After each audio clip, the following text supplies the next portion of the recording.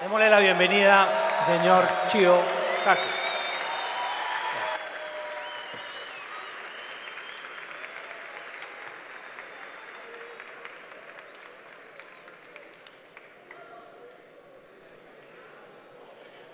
Thank you. Well, after such a great introduction, I can't wait to hear the speaker myself. First of all, I have a confession to make. Sometimes all these honors can backfire. Recently, New York Magazine chose me as one of the 100 smartest people in New York City. However, in all fairness, I have to confess that Madonna also made that same list.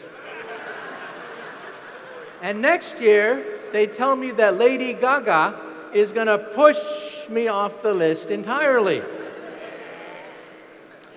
Now today, I'm going to talk about the future, your future, the future of jobs, medicine, our society. Now, it's dangerous to talk about the future.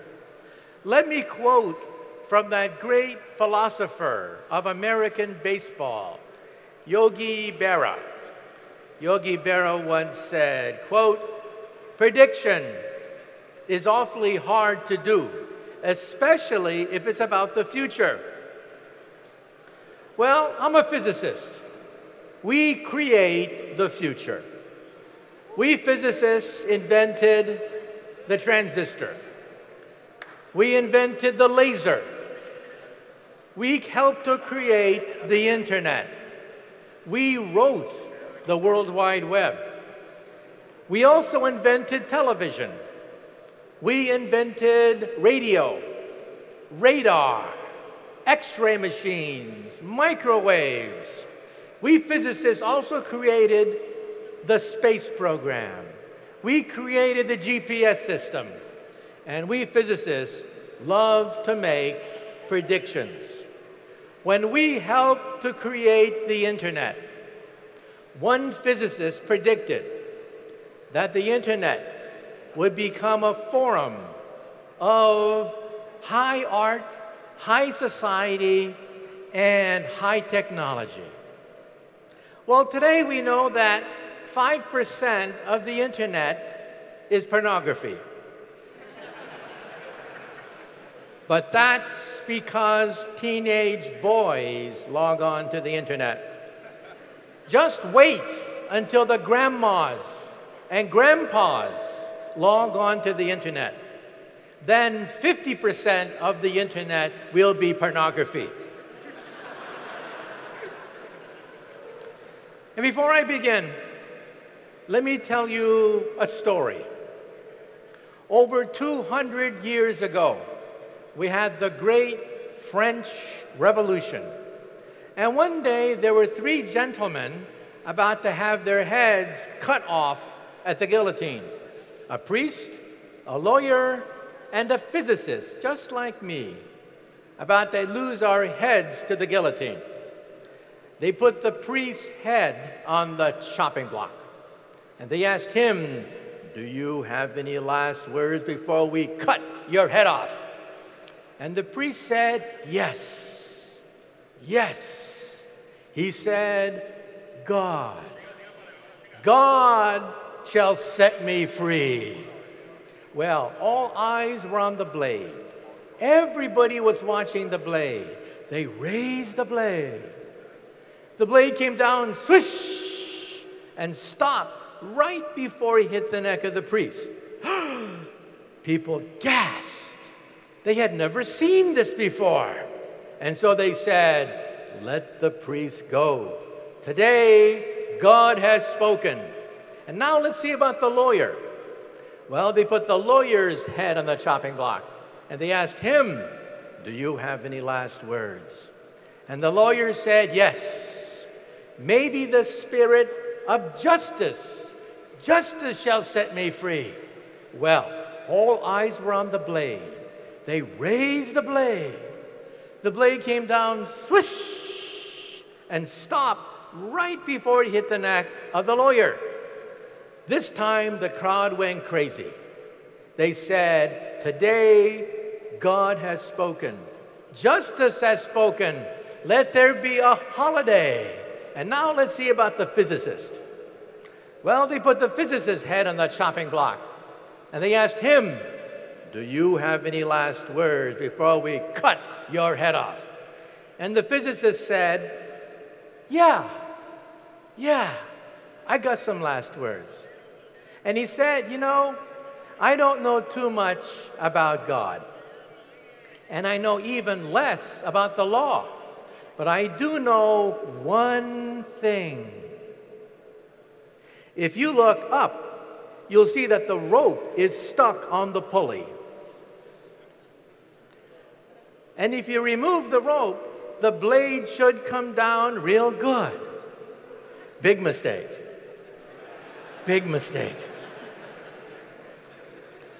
The rope came down, the blade came down, and the poor physicist's head came down. And it just goes to show you that sometimes we physicists have to know when to keep our mouths shut. Nonetheless, let me now open the mouths of 300 of the world's top scientists who are inventing the future. My last book, The Physics of the Impossible, talks about the next 500 years.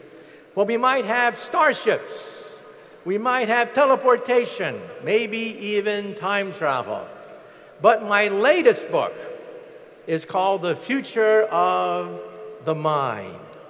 I'm proud to say that 2 months ago, my book hit #1 on the New York Times bestseller list. It is the #1 book in the United States right now.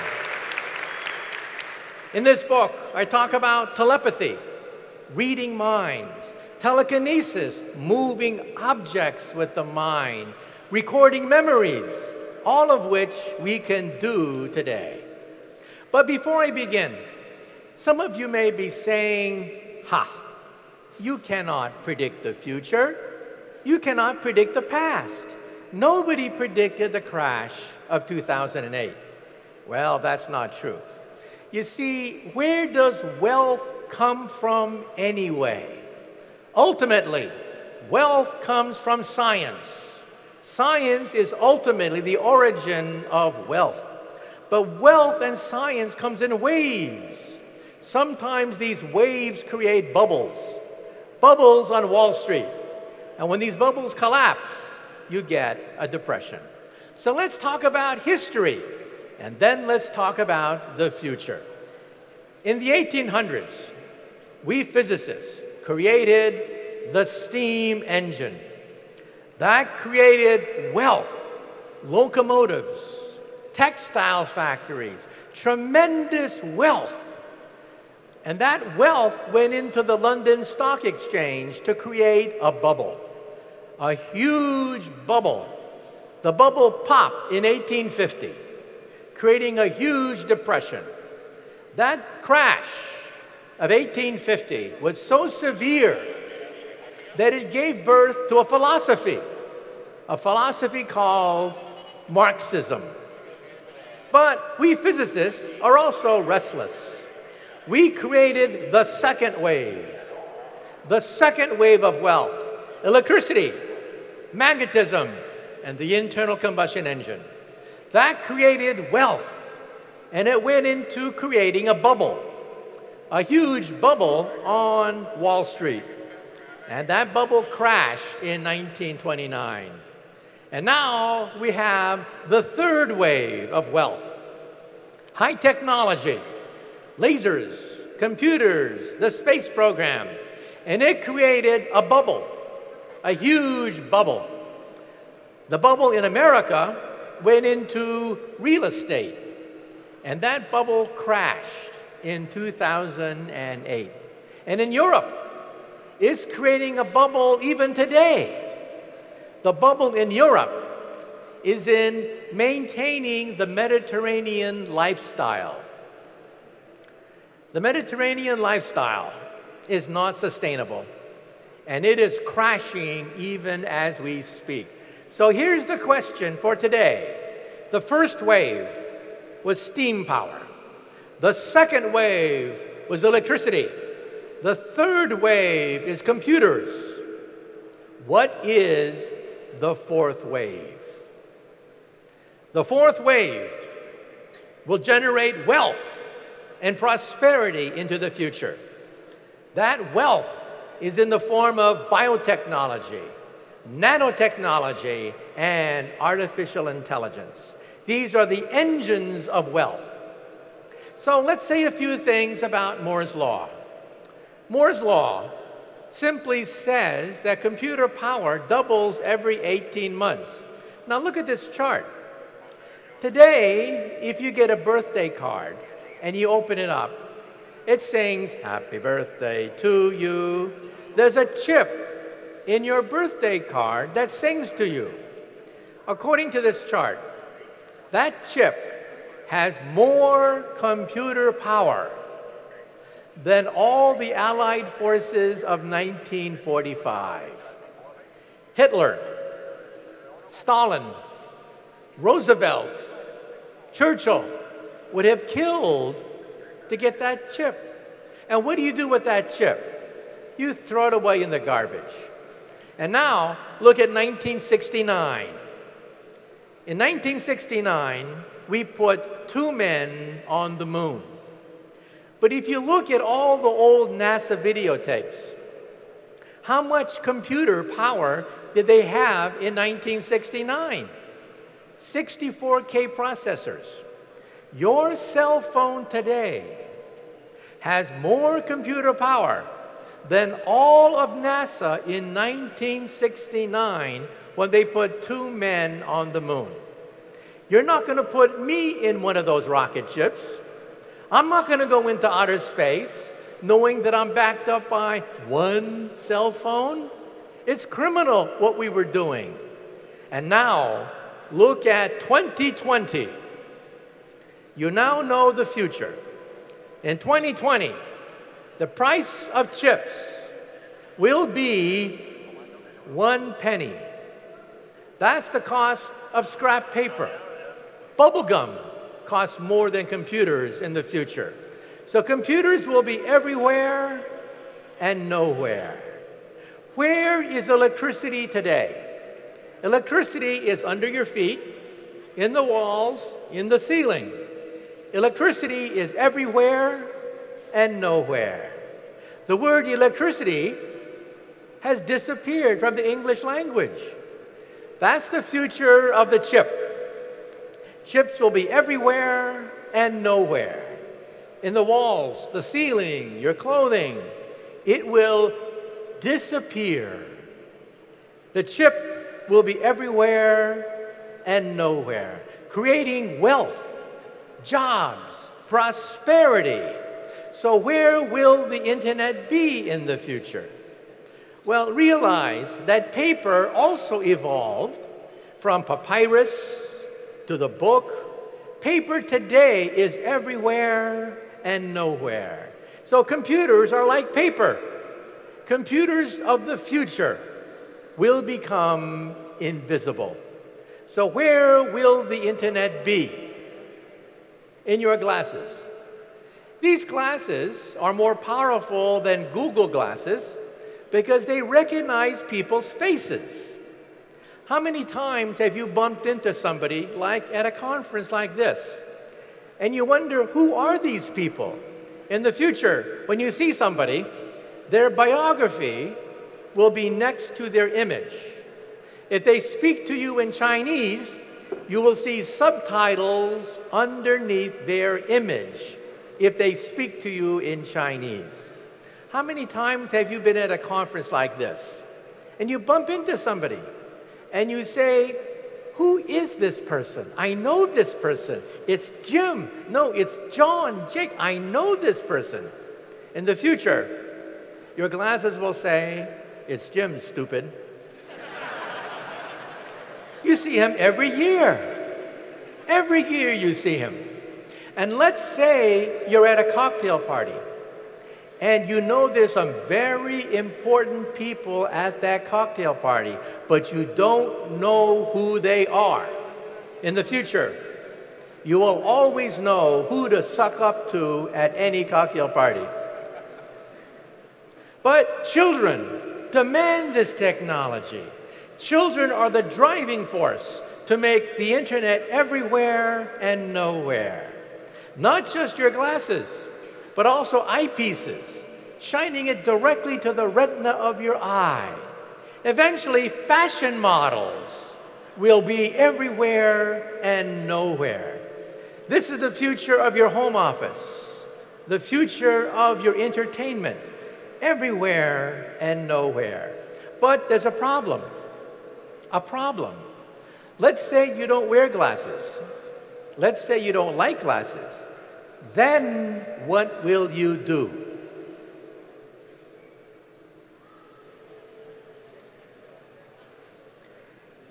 In the future, you will blink and you will be online.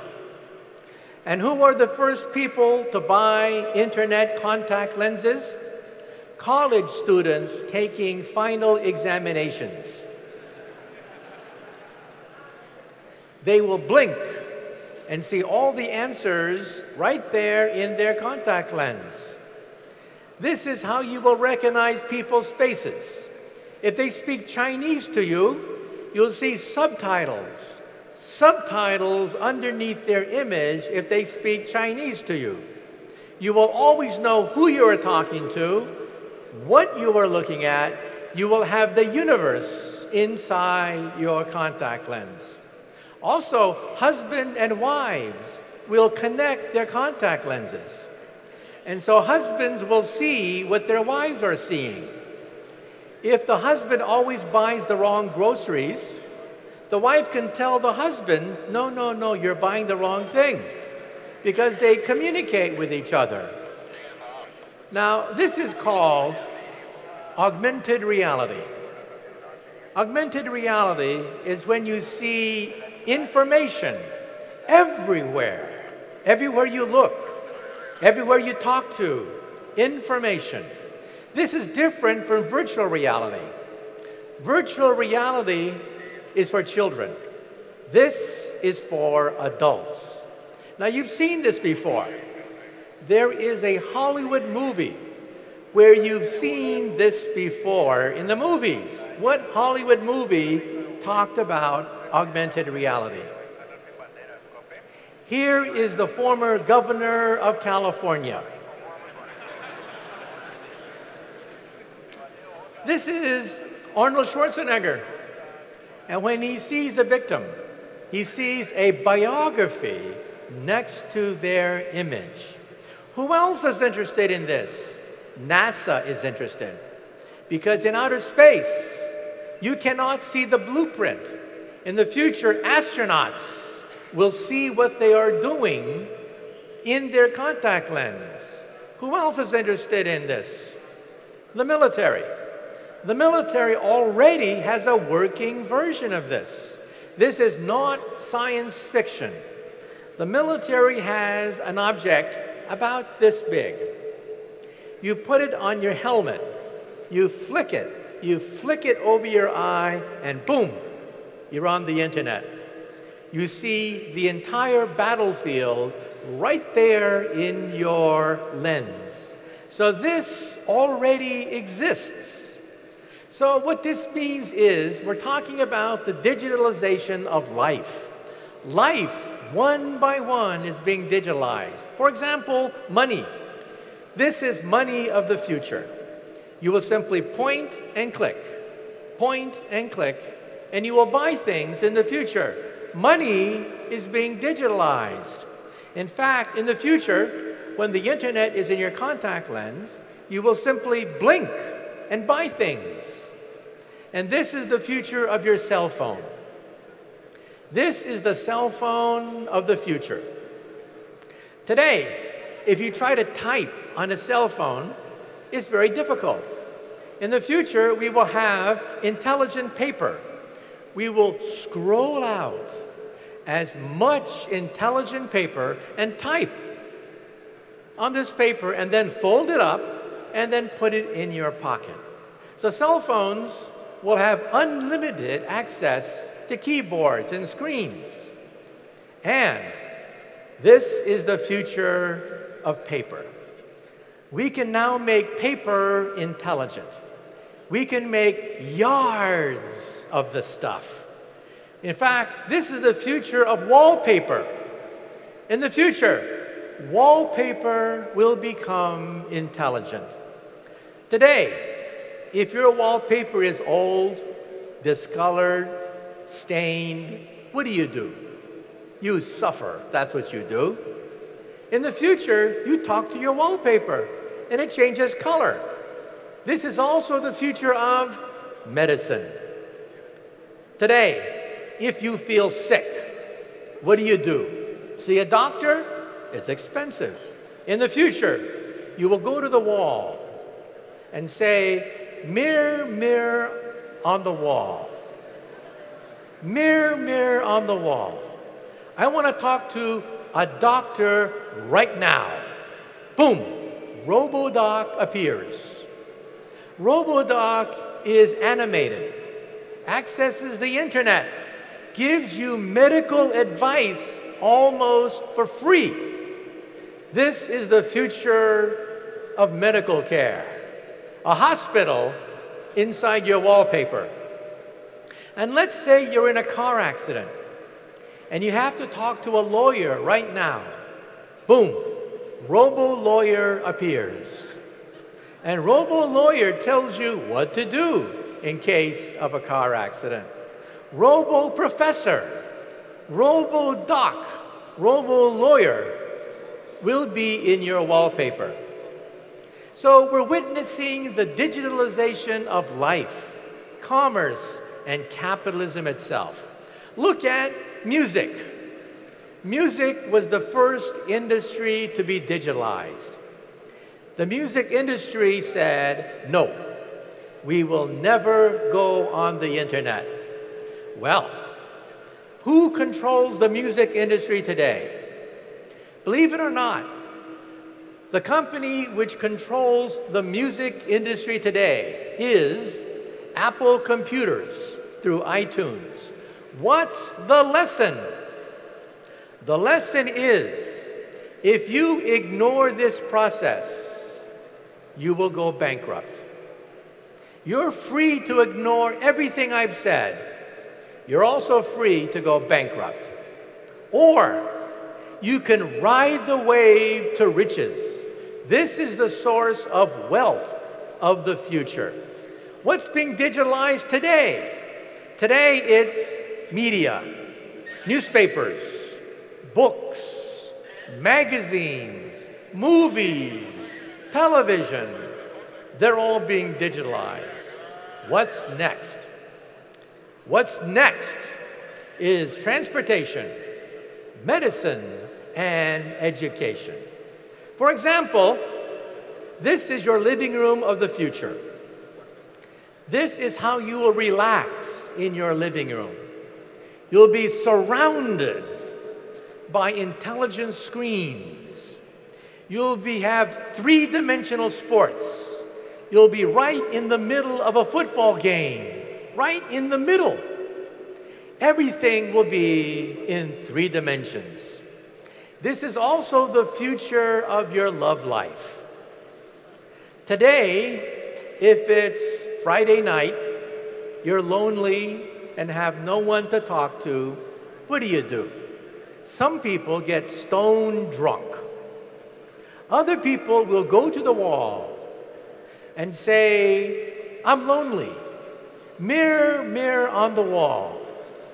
Who's available tonight?" Boom! All the faces of everyone who's also lonely will appear in your wallpaper. And this is the future of your love life. Then you will see a nice movie, a nice dinner. You'll come home and say, "Mirror, mirror on the wall. We want to see an old-fashioned movie like Casablanca, except remove Humphrey Bogart's face and put my face instead." You will be the hero of every action movie. This is the future of television. This is television of the future. 3D without glasses. This was once thought to be impossible, but we scientists figured it out. No glasses, full 3 dimensions. Here's how it works. The screen consists of thousands of vertical lines. Each vertical line is a prism, cuts the image in half.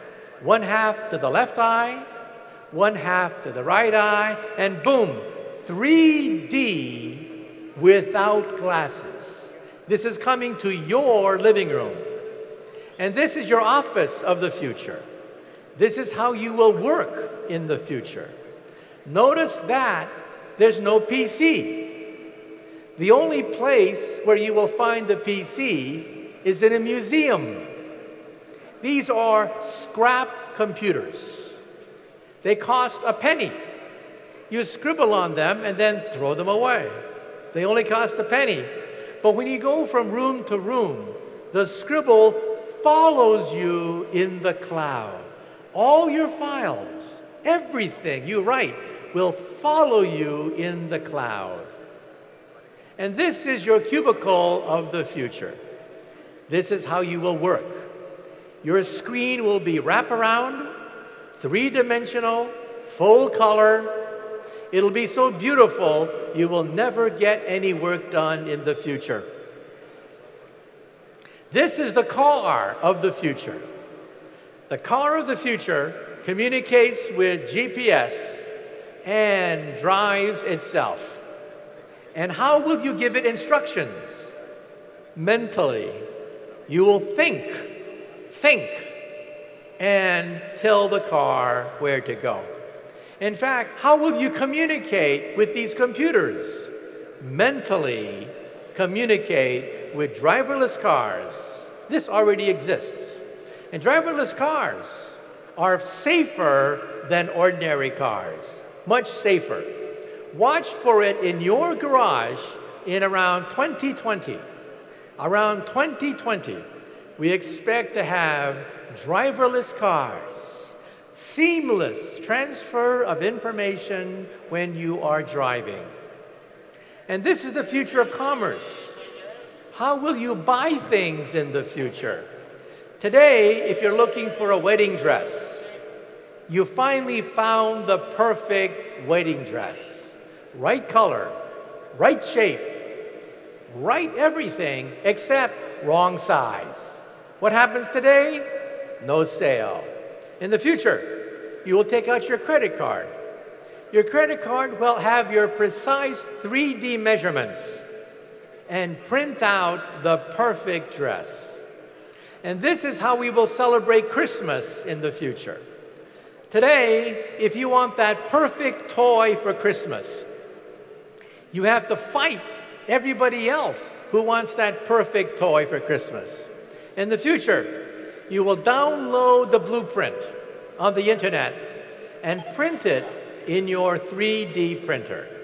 So 3D printers will print your Christmas presents in the future.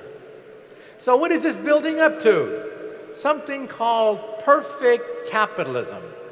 You will have infinite knowledge of everything you buy. When you walk into a store, your contact lens will scan everything, tell you exactly who has the cheapest product, who has the best product, everything right there in your contact lens. So the next industry to be digitalized is medicine. This is huge because people are getting older. We're going to have more and more people in the hospital. So let's ask a question. How small can you make a chip? We can make a chip so small, you could put it inside an aspirin pill with a TV camera and a magnet. You swallow it. You guide it with a magnet. It goes into your stomach, goes into your intestines. Because we all know what middle-aged men fear the most? Middle-aged men fear the C word, colonoscopy. That's when they put a tube up your rear. But this gives new meaning for the expression Intel inside. Intel will always be inside in the future. And even cancer will be attacked by nanoparticles. Nanoparticles that kill individual cancer cells. Now, in the next slide, we will see an invention which will eliminate tumors in the future. This next invention is incredible. The word tumor will disappear from the language. This incredible invention is your toilet. Your toilet of the future will have a chip in it. That chip will identify cancer genes 10 years before a tumor forms. Let's say you're a woman and you feel your breast and there's a lump and it's cancerous. At that point, it's too late. It's really too late. You have 10 billion cancer cells growing in your breast. Your breast has to be removed immediately. Surgery immediately. No ifs, ands, or buts. Your breast is gone. In the future, your toilet will say, you have breast cancer. Do something. You have 10 years to do something. So the word tumor could disappear from our language. But you may say to yourself, in a hospital, they have huge MRI machines. But why? Because you have to have a uniform magnetic field. On the right is the world's smallest MRI machine, and it's the size of a briefcase. How small can you make an MRI machine? According to the laws of physics, you can make it this big. This is the future of medicine. In your cell phone, you will have the ability to see inside your body. You will talk to RoboDoc on the wall, and RoboDoc will say, get an MRI machine. You take out your cell phone with the power of an MRI machine. And what will we do with this information? We will first scan your genes. I had my genes scanned. BBC Television took my blood, sent it to Vanderbilt University, and they gave me a disc with most of my genes on it. And what will we do with this disc? This is an ear. It is made out of plastic. You put cells from your ear into the plastic. It grows into a perfect ear, and then the plastic dissolves. This is the future of medicine, a human body shop. On the left is bone. We can grow bone from your bone. On the right is cartilage, noses, ears. We can now grow skin, noses, ears, blood vessels, bone, and bladders. An entire bladder can now be grown from your own cells. Windpipes. An entire windpipe was grown from your own cells. Now, the next organ to be grown, is the liver. So, for all you alcoholics in the audience, for all you drunks in the audience, take hope. We will grow organs of the body. And the next organ is the brain. The brain, we can now analyze blood flow in the brain. And we can now see if certain superstitions are correct or not. For example, there is a superstition that when a man talks to a pretty girl, he starts to act stupid. It's true. Looking at blood flow in the brain, blood drains from the brain when a man sees a pretty girl and he starts to act retarded. It's true. We see that with brain scans. And we can now connect the mind to a machine. This man is totally paralyzed. We put a chip in his brain and we connected him to a computer.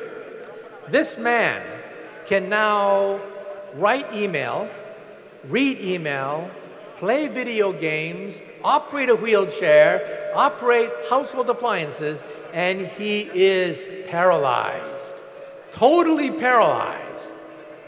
This is my colleague, Stephen Hawking. He is paralyzed. So we put a chip in his glass, a chip in his glass. He can now communicate mentally using a chip in his glass. And if you saw the football games in Brazil, the World Cup games, who started the World Cup games? A man who was paralyzed like this, with an exoskeleton connected to his brain. He started the World Cup games in Brazil. Artificial arms, artificial legs, exoskeletons controlled by the mind. This is what is possible. So we are talking about exoskeletons controlled by the mind. And in Japan, we already have headbands that you wear to parties that read your thoughts. In Japan, the headband has 2 ears on it. When you talk to somebody who's interesting, the headband lights up like this. If you talk to someone who's interesting. If you talk to someone who's boring, your ears go like, like that. So in the future, you will always know if you're going to go home alone at night after a party. They read your thoughts. We can also create pacemakers for the brain. Memories can now be recorded. Last year, for the first time in history, we recorded a memory, inserted the memory back, and the animal remembered the memory. We can now record memories. We can record thoughts, can now be recorded. This means that one day we may have the matrix. One day we may have the ability to record entire thoughts into the mind. We can also photograph thoughts. These thoughts are recorded on an MRI scan on the left. A computer analyzes the MRI scan and prints out a picture. So on the top, we have the picture. On the bottom, we have the picture created by a computer, which reads your mind. These computers can now photograph a dream. We once thought that dreams can never be photographed. Now we can do it. At Berkeley, we've now perfected the technology of recording thoughts and recording dreams. And one day, we will control robots mentally. This could be the future of the space program. In the future, we will put astronauts on the moon, robot astronauts. The real astronaut is on Earth, controlling the robot via remote control. These are called surrogates or avatars. This is also the future of education.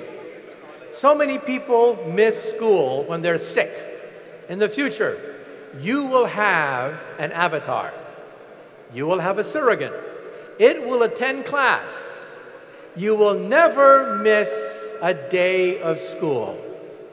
The teacher will always know where you are because your avatar, your surrogate, is sitting in your chair. Isn't the future wonderful? You will never be able to cut class again.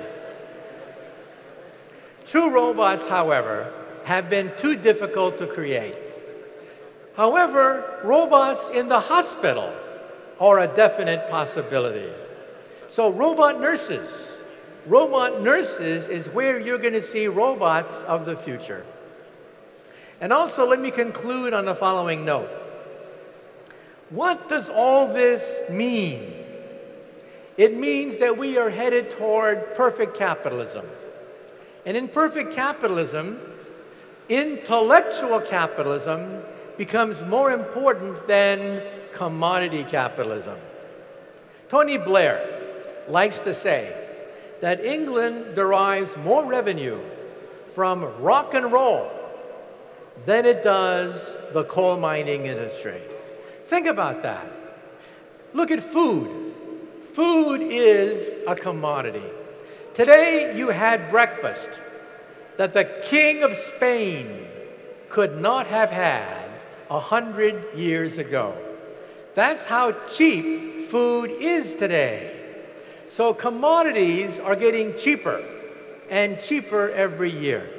But intellectual capital, computers, science, art, music, intellectual capitalism is becoming more and more valuable.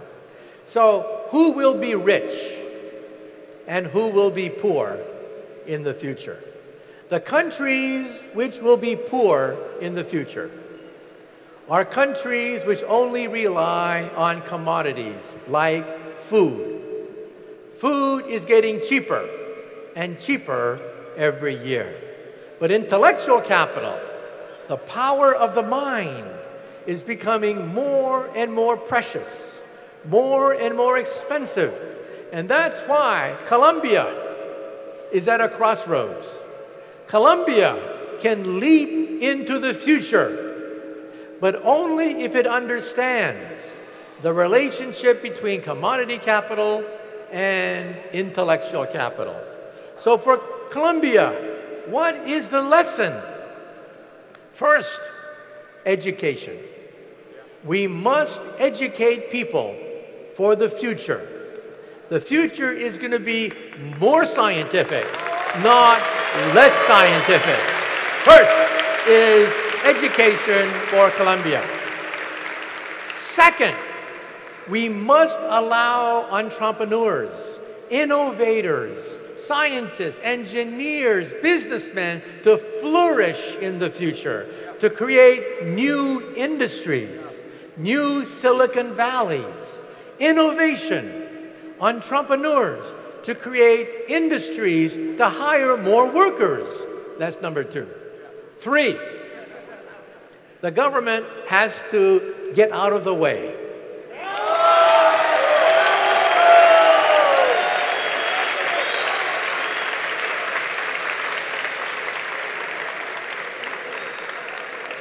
The response of politicians is tax, tax, tax, regulate, regulate, regulate, okay?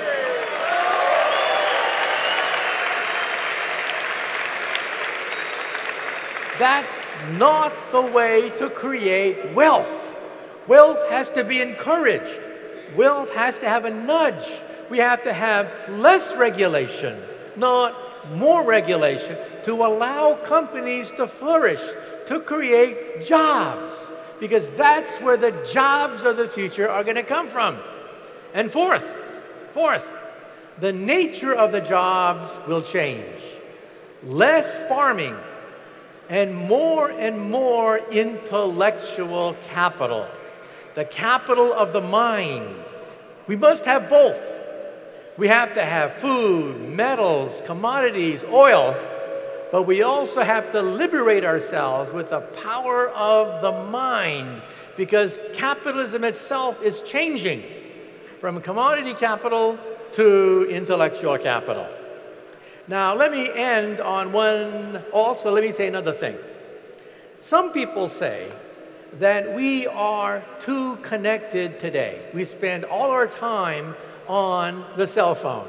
That's a bad thing. I don't think so.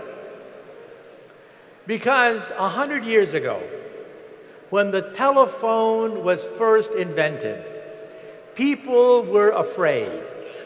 They said the telephone is evil.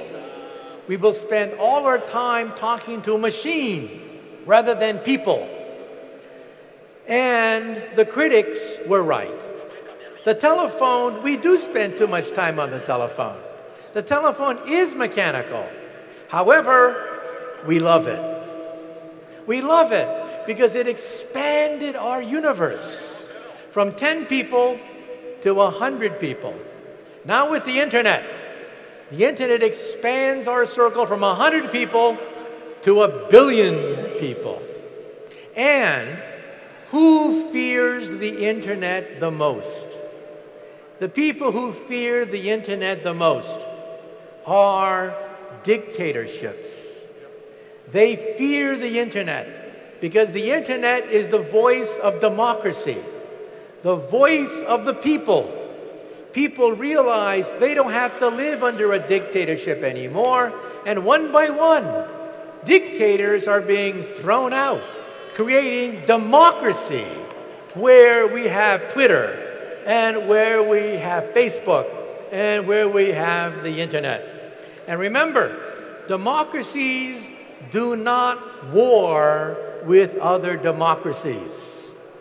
Wars are mainly fought by kings, queens, emperors, and dictators, never between two major democracies. So with the spreading of the internet comes the spreading of peace, a message of empowerment, a message of science, technology, and education. And now let me end on one last story. When I was a child, I had a role model.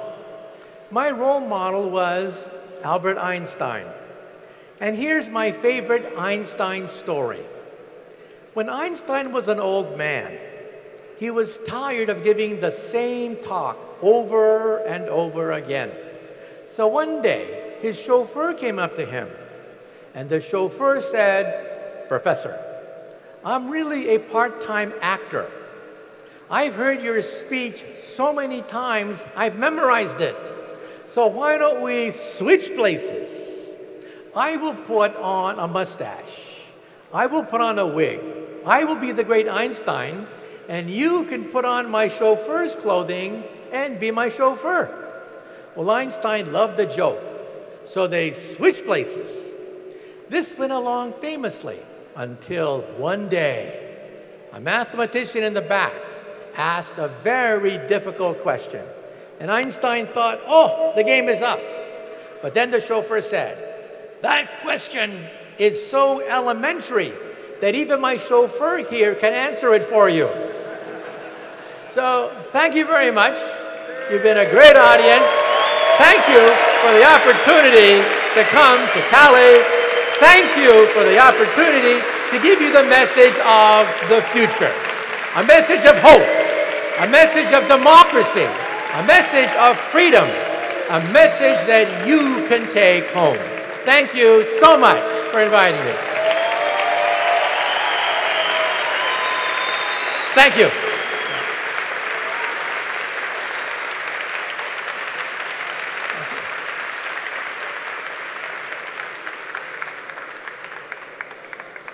Okay.